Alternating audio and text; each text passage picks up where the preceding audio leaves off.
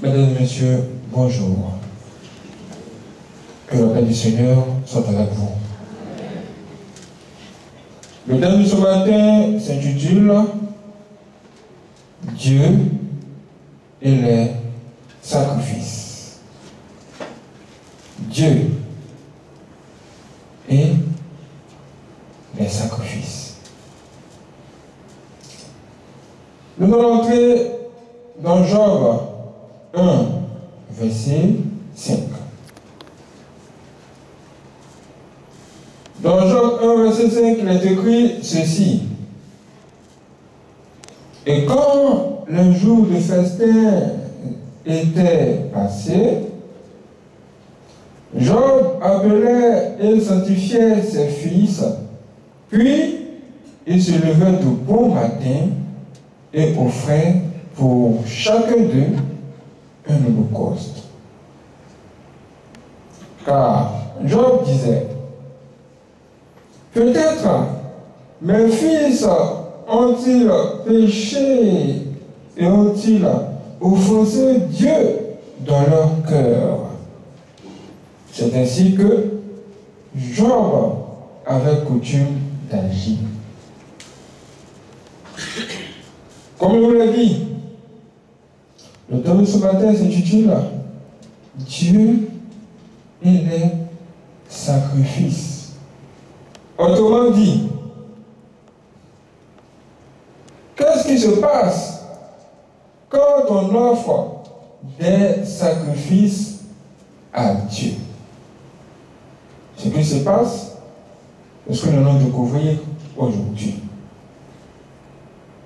Vous devez savoir que quand vous offrez des sacrifices à Dieu, ce qui se passe, c'est que vous établissez quelque chose. Une chose qu'on appelle un lien. Un lien entre vous et ce Dieu-là. Un lien entre vous et le Tout-Puissant. Vos sacrifices, en réalité, créent ce qu'on appelle un pont spirituel. Un pont. C'est-à-dire que tu viens, tu offres un sacrifice à Dieu. Il y a un pont en même temps qui se crée entre toi et Dieu. Et en ce moment-là, vous pourrez demander tout ce que vous voulez à Dieu. Et lui, voyant la considération que vous avez pour lui, au travers de quoi? Au travers de ce que vous lui offrez en sacrifice. C'est-à-dire que quand tu offres quelque chose à Dieu comme cela, là, lui peut voir au travers de ce que tu as donné là, si tu le considères.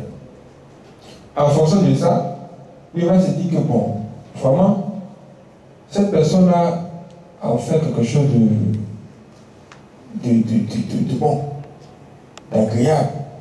On va l'écouter pour voir.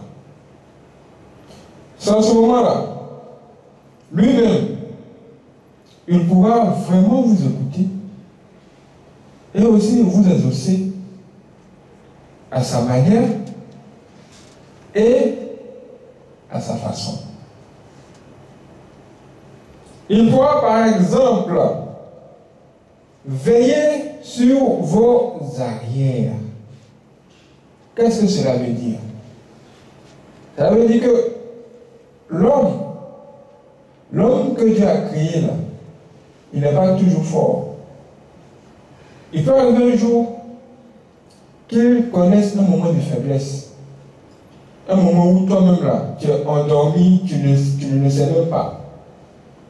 En ce moment-là, où tes ennemis peuvent en profiter pour venir t'attaquer, le Dieu à qui tu offres un sacrifice là, il va envoyer son ange pour bloquer la route. À cause de quoi? À cause du pont que toi-même tu as créé. À cause du lien que toi-même tu as créé entre toi et Dieu. Au travers c'est un bon sacrifice de bonne odeur. En plus de cela,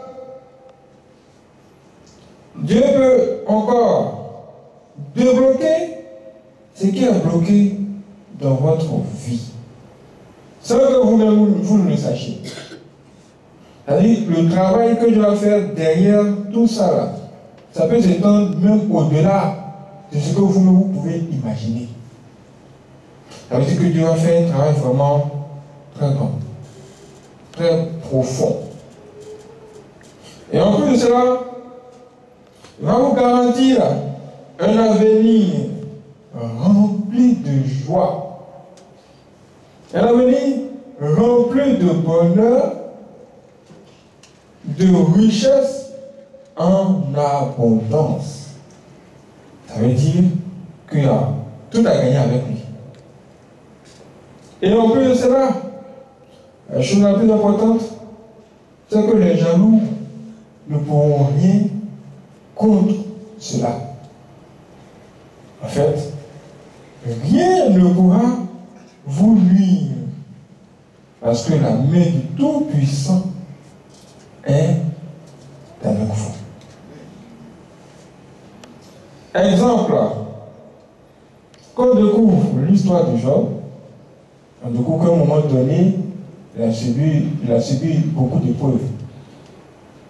Mais que s'est-il passé?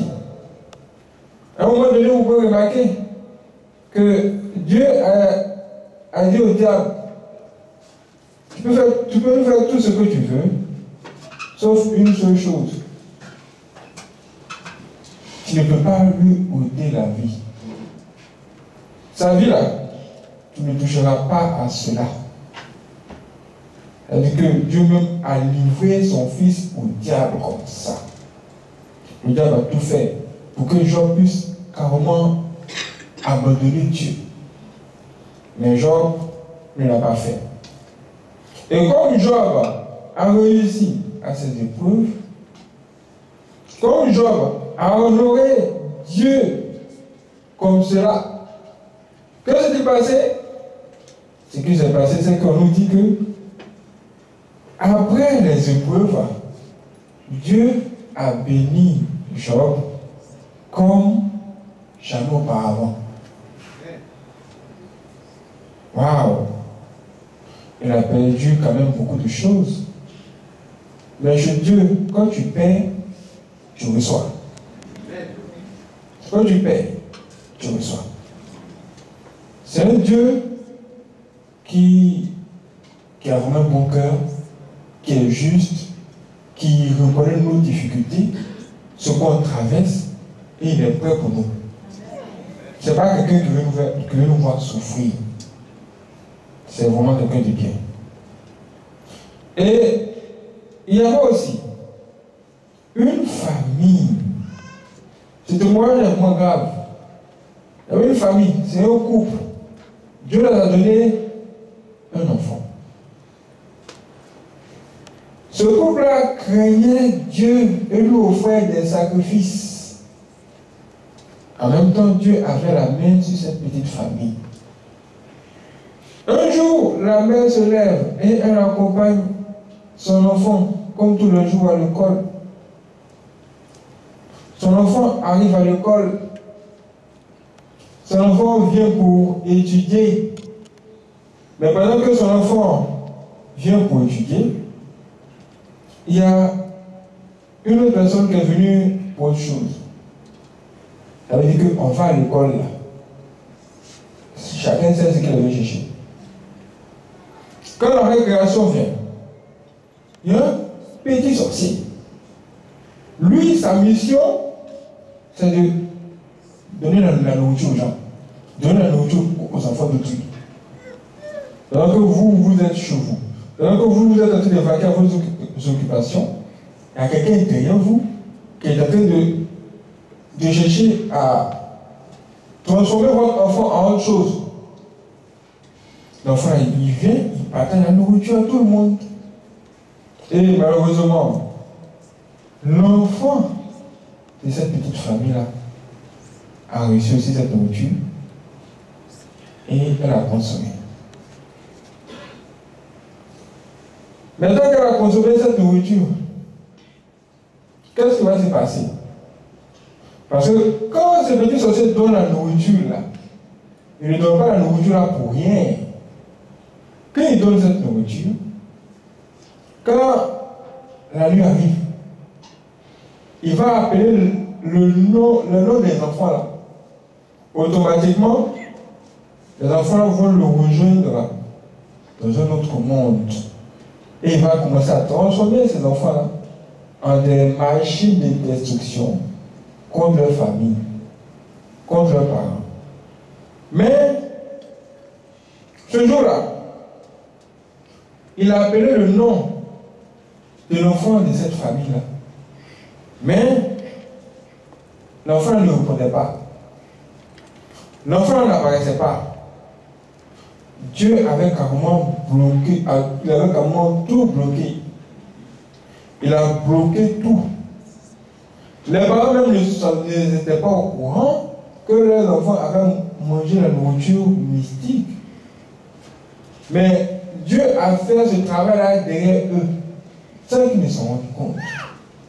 Voici pourquoi on vous dit les sacrifices.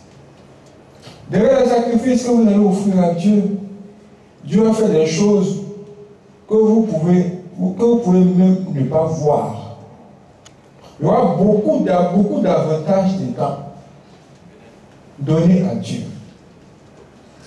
C'est la raison même pour laquelle le diable ne veut pas que vous donnez. Le diable, il sait que quand on offre des sacrifices à Dieu avec joie, cela est bien reçu par Dieu. Donc, son travail, c'est ça de faire en sorte que tu n'offres pas des sacrifices à Dieu avec joie. Mon frère, si tu n'es pas en joie en donnant des joies à Dieu, ça ne va pas marcher. Pour que ça marche, tu dois donner avec joie. Voici le secret. Si le diable ne veut pas que vous offrez des sacrifices à Dieu, que cela ne vous empêche pas de soutenir l'œuvre. Nous devons tous soutenir l'œuvre, offrir nos offrandes au Tout-Puissant, et lui aussi, il va beaucoup nous protéger, il va beaucoup nous bénir, et rendre notre joie parfaite. Que Dieu vous protège et qu'il vous bénisse en abondance. Amen.